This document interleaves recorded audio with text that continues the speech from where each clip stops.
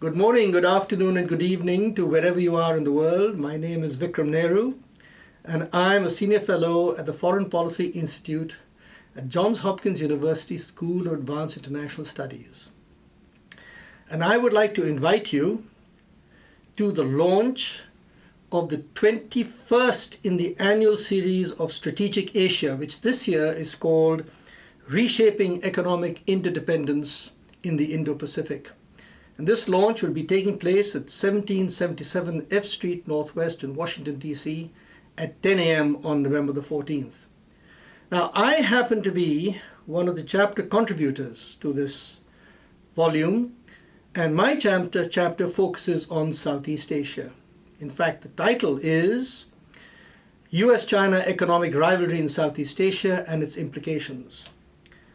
Now, this particular chapter is somewhat unusual because Southeast Asia is composed of 10 countries, actually 11, but I look at the 10 members of the Association of Southeast Asian Nations, or ASEAN. And what I do is I examine Southeast Asia's globalization, the forces that have driven it, and the factors behind its very impressive economic success.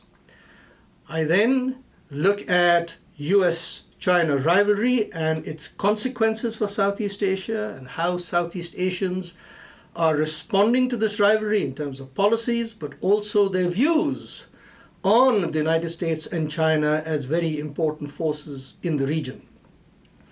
And finally, what I do is I look at the consequences or the implications of this rivalry in Southeast Asia for U.S.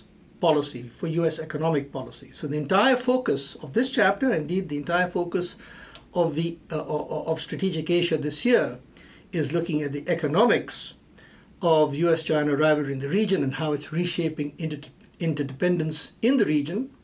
And I hope to see you there on November the 14th at 10 a.m.